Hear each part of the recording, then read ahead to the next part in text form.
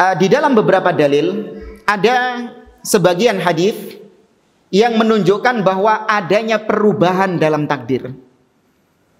Takdir itu bisa berubah nggak? Ya mah, takdir bisa berubah nggak? Hah? Bisa. Ada yang bilang nggak bisa? Ya tergantung. Bisa itu dari sisi apa? Kalau dari sisi Allah telah mencatat di dalam Lauhul Mahfudz, itu sudah nggak bisa berubah.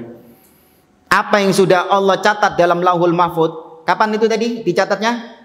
50.000 tahun sebelum Allah ciptakan langit dan bumi, tidak bisa berubah, sudah tetap. Apa dalilnya? Nabi SAW mengatakan kepada Abdullah bin Abbas, wa'lam annal ummata law ijtama'at ala an yanfa'uka bi syai'in lam yanfa'uka illa bi syai'in qad kataballahu laka walau ijtama'u ala an yadurruka bi syai'in lam yadurruka illa bi syai'in qad kataballahu lak rufi'atil aqlam wa jaffatis suhuf. Kata Nabi kepada Abdullah bin Abbas, ketahuilah wahai Abdullah bin Abbas, andai kata semua umat manusia bersatu padu untuk memberikan manfaat kepadamu, mereka tidak akan bisa memberikan manfaat kepadamu kecuali apa yang Allah takdirkan kepadamu, apa yang Allah tulis kepadamu.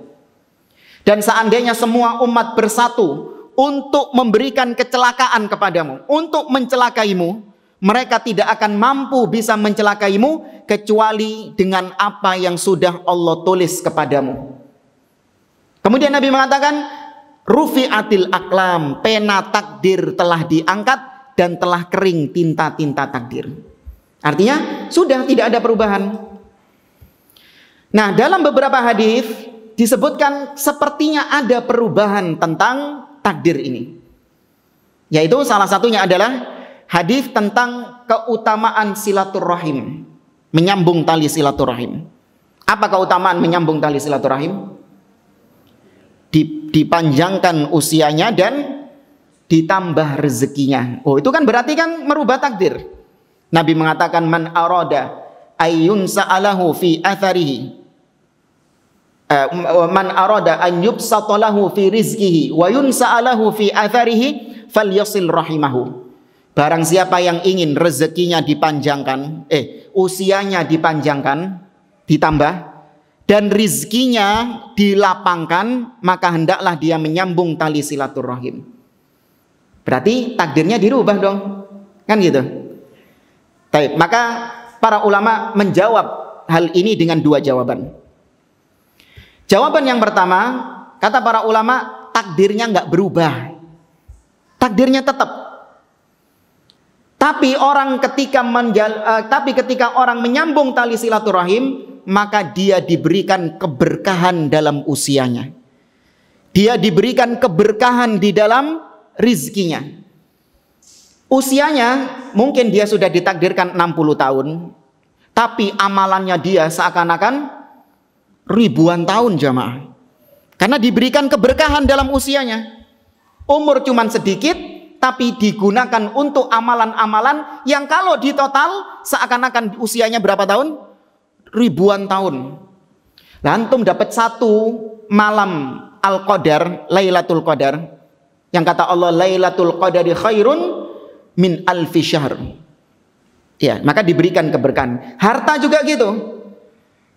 Seorang mungkin cuma diberikan 1 bulan gajinya mungkin 4 juta. Ya, mungkin 3 juta di bawah UMR.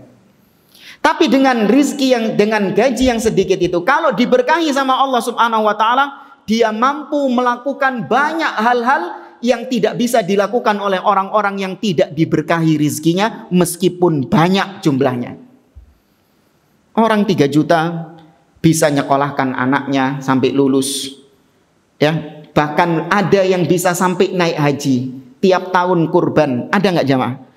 Ada yang seperti itu. Justru yang gajinya per bulan ratusan juta, puluhan juta, kurban tiap tahun saja, kesusahan dia. Terlilit utang sana, kemudian anaknya sakit, anaknya kena narkoba, ini tanda rizkinya, keberkahannya dicabut dari rizkinya. Ini tafsiran yang pertama. Yang dimaksud Nabi adalah ditambahnya barokah pada usia dan rizkinya. Tafsiran yang kedua kata para ulama, yaitu benar-benar usianya ditambah, benar-benar rizkinya ditambah. Seorang itu ditakdirkan 60 tahun. Karena dia menyambung tali silaturahim, maka ditambah menjadi 70 tahun. Seorang rizkinya, katakanlah total rizkinya dia, fulusnya dia, uangnya dia selama hidupnya, kalau ditotal katakanlah mungkin 2M. Ya. Kemudian dia menyambung silaturahim, maka ditambah menjadi 5M totalnya. Benar-benar ditambah. Oke, kalau benar-benar ditambah, apakah merubah takdir yang sudah dicatat sama Allah dalam Lauhul Mahfuz? Tidak. Kenapa? Karena perubahan itu sudah include dalam Lauhul Mahfuz juga. Paham? Karena kembali kepada tadi, Allah tahu nggak kalau Anda nanti bakalan menyambung tali silaturahim? Tahu. Allah sudah tahu tadi, kita katakan Allah tahu apa yang akan terjadi. Allah tahu kalau fulan nanti pada tanggal sekian, jam sekian dia akan menyambung silaturahim. Maka karena dia menyambung silaturahim, aku tambahkan usianya menjadi sekian tahun. Itu sudah dicatat juga dalam Lauhul Mahfuz. Jadi jangan dianggap Allah baru tahu ketika Anda melakukannya. Allah sudah netapin 60 tahun ini. Sudah ditetapkan fulan ini usianya 60 tahun. Kemudian di usia 40 tahun, Allah baru tahu kalau ternyata fulan ini menyambung silaturahim. Oh, fulan ini nyambung silaturahim. Wis ngono tak tambah jadi 10 tahun maneh, 70 tahun. Allah ket weru. Allah baru tahu. Enggak. Allah sudah tahu sebelumnya. Dan penambahannya sudah include di situ.